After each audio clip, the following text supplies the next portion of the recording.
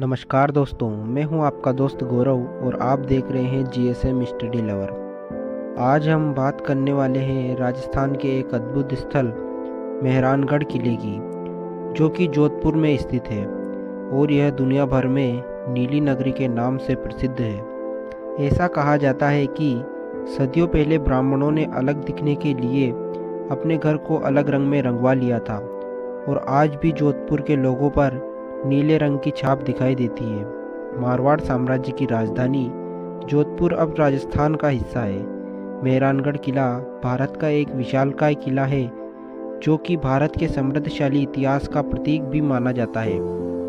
मेहरानगढ़ का किला जोधपुर के बीचों बीच 125 मीटर की ऊंचाई पर बना और दूर से लोगों को अपनी ओर आकर्षित करने वाला किला है।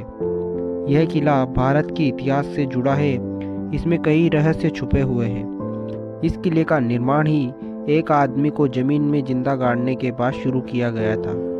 आज हम इस किले के रहस्यों को समझने की कोशिश करेंगे और साथ ही उस व्यक्ति के बारे में जानने का प्रयास करेंगे जिसे इस किले में जिंदा गाड़ दिया गया था। जोधपुर को सूर्य नगरी भी कहा जाता है, क्योंकि सूरज की सबसे ज़्यादा गर्मी यहाँ पड़ती है। इस किले के इतिहास की बात करें तो जोधपुर के राजा रणमल की 24वीं संतान राव जोधा थे, जो मेहरानगढ़ के 15वें शासक बने। शासनकाल संभालने के 1 साल बाद ही राव जोधा को मंडार किला असुरक्षित लगने लगा और उन्होंने इस किले से 9 किलोमीटर दूर पहाड़ी पर एक दूसरे किले का निर्माण करने की बात कही। उस समय यह पहाड़ी भोर चिड़ियांकुट के नाम से जानी जाती थी और इसका नाम का कारण यहाँ पर सबसे ज़्यादा चिड़ियों का पाया जाना था। कहा जाता है कि राव जोधा ने 12 मई 1459 को इस किले की नींव रखी थी। इसके बाद महाराजा जसवंत सिंह ने 1638 से 1678 में इसे पूरा करवाया। 1808 में यहाँ एक युद्ध हुआ था। उसमें जोधपुर के राजा मानसिंह हुआ करते थे और जयपुर के राजा जगत सिंह थे, और उस समय युद्ध में राजा मान सिंह की जीत हुई थी, जिन्होंने जीत की खुशी में किले का मेन गेट बनवाया था, जिसे जयपोल कहा जाता है। इसे विजयपोल के नाम से भी जाना जाता है। यहाँ पर मुख्य रूप से 7 द्वार या पोल और 8वां द्वार गुप्त रखा गया है। प्रथम द्वार हाथियों के हमलों से बचाव के लिए बनाया गया था और आज भी आपको इस द्वार पर नुकीली किले देखने को मिल जाएंगी। जयपोल द्वार तीसरा है। फतेहपोल का निर्माण मुगलों पर मिली जीत की खुशी में किया गया था। अगला द्वार है हिडकरंग पोल, जिसका निर्माण तोप के गोलों को बचाव के लिए किया गया था। एक लोहपोल द्वार, जो कि किले के परिसर के मुख्य भाग में बनाया गया है। आज आपको यहाँ रानियों के हाथ के बने निशान दिखाई देंगे। इसकी कहानी यह है कि जब भी किसी राजा की मौत हो जाती थी, तब रानी सती होने से पहले एक हाथ का निशान छोड़कर जाती थी। अब चलते हैं किले के अंदर। यहाँ आने पर आपको फूल महल, मोती महल, शीश महल आदि कई भव्य इमारतें देखने को मिलेंगी, जहाँ पर नक्काशीदार खिड़कियाँ और अन्य सुंदर सुंदर आकृतियाँ बनी हुई हैं। मेहरानगढ़ दुर्ग की दीवारें 10 किलोमीटर दूर तक फैली हुई है और इनकी ऊंचाई 120 फीट तक है। यहाँ पर आपको दौलत खान संग्रहालय भी देखने को मिलने वाला है। इस संग्रहालय में बहुत सी प्राचीन चीज़ें आपको देखने को मिल जाएंगी। छत पर एक तोप है, जो कि पर्यटकों के लिए आकर्षण का केंद्र माना जाता है। राजस्थान का एक ऐसा किला जिसकी छत पर जाकर आपको पाकिस्तान के कई सारे इलाके देखने को आसानी से मिल जाएंगे। मेहरानगढ़ दुर्ग के पास में आपको माँ चामुंडा का मंदिर भी दिखाई देगा, जो कि 1460 में राव जोधा द्वारा बनवाया गया था।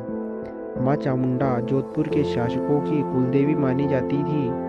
मंदिर के दरवाजे राज परिवार के साथ साथ आम जनता के लिए भी सदैव खुले रहते थे और उसके साथ ही नवरात्रि पर यहाँ देवी की विशेष पूजा भी देखने को मिलती है। इस किले की नींव रखते समय राजा मेघवाल को जिंदा दफना दिया गया था। उस समय राठौड़ वंश में यह मान्यता थी कि जब भी किले या किसी इमारत का निर्माण किया जाता है, तब नर बलि दी जाती है। ऐसा करने से वह इमारत सदैव सुरक्षित रहती है। दूसरी कहानी में कहा जाता है कि राव जोधा ने किले बनवाने के लिए पहाड़ी को चुना था उस समय नदी के किनारे एक साधु रहता था। जब राजा ने उस साधु को हटने के लिए कहा तो साधु ने राजा को श्राप दिया कि मेरे जाने के बाद यहाँ सूखा पड़ जाएगा और यह नदियाँ भी सूख जाएंगी। और साधु का श्राप सच हुआ।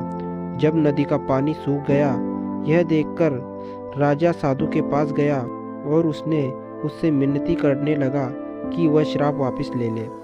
तब साधु ने इसका तोड़ बताते हुए कहा कि जब कोई व्यक्ति स्वेच्छा से इस जमीन पर अपनी बलि दे तो आपको इस श्राप से मुक्ति मिल जाएगी। इसके बाद कोई भी व्यक्ति अपनी बलि देने के लिए तैयार नहीं हो रहा था। तब राजा मेघवाल इस काम के लिए स्वयं आगे आए, जिसकी बलि देने के बाद इस जमीन पर मेहरानगढ़ किला बनाया गया था।